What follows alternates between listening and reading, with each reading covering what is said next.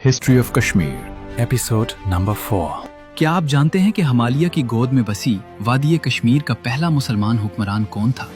वो कौन सा मोड़ था जब लद्दाख के एक बुद्ध शहजादे ने एक दरवेश के हाथ पर इस्लाम कबूल करके तारीख का धारा बदल दिया? आइए जानते हैं रंचन से सुल्तान सदरुद्दीन बनने की वो दास्तान जिसने कश्मीर को एक नई पहचान दी। ये 14वीं सदी का आगाज था। कश्मीर सियासी तौर पर काफी कमजोर हो चुका था और बैरूनी हमलों ने उसे निढाल कर दिया था। उन्हीं दिनों लद्दाख का एक शहजादा जिसका नाम रंचन था, अपने मुल्क के अंदरूनी झगड़ों से तंग आकर कश्मीर की वादी में पनाह लेने आया। रंचन ना सिर्फ बहादुर था बल्कि बिला का ज़हीन भी था। उसने अपनी सलाहियतों के बलबूते पर जल्द ही शाही दरबार में मकाम बना लिया। उस वक्त कश्मीर के हालात बहुत खराब थे।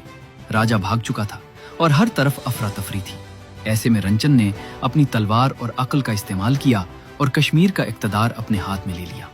रंचन अब कश्मीर का हुक्मरान तो बन चुका था, लेकिन उसके दिल में एक बेचैनी थी। वो किसी ऐसे रास्ते की तलाश में था जो उसे ज़हनी सुकून और मुआशरे को एक लड़ी में परोने का तरीका सिखाए।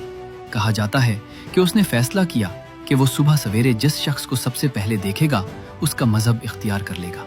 कुदरत का करना ऐसा हुआ कि उसकी नज़र एक दरवेश सिफत इंसान पर पड़ी जो दरियाए जेहलम के किनारे अल्लाह की इबादत में मसरूफ थे।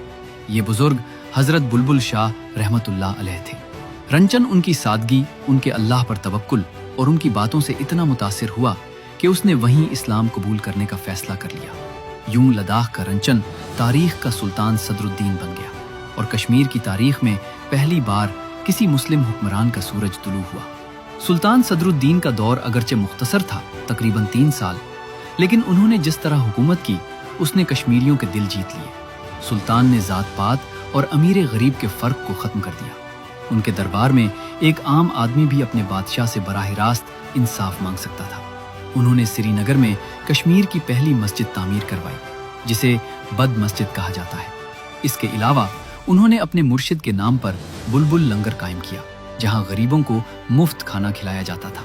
बरसों से जंगो जदल का शिकार कश्मीर को सुल्तान ने एक पुरअमन रियासत में बदल दिया। उन्होंने नज़्म ज़ब्त कायम किया ताकि लोग सुकून से जिंदगी गुजार सकें। सुल्तान सदरुद्दीन की सबसे बड़ी अहमियत यह है कि वो कश्मीर के पहले मुसलमान बादशाह थे।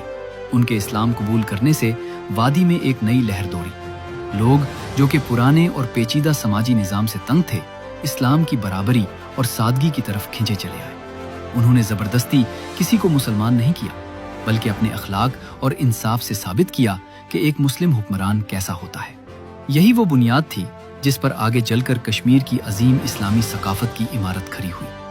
सुल्तान सदरुद्दीन 1323 ईस्वी में इस दुनिया से रुखसत हो गए, लेकिन वो कश्मीर को एक नई शनाख्त दे गए।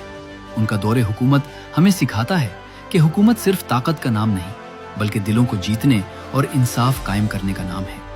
आज भी जब कश्मीर की तारीख लिखी जाती है तो सुल्तान सदरुद्दीन का जिक्र एक ऐसे रोशन बाब के तौर पर होता है जिसने अंधेरों में डूबे हुए कश्मीर को उम्मीद की एक नई किरण दी थी।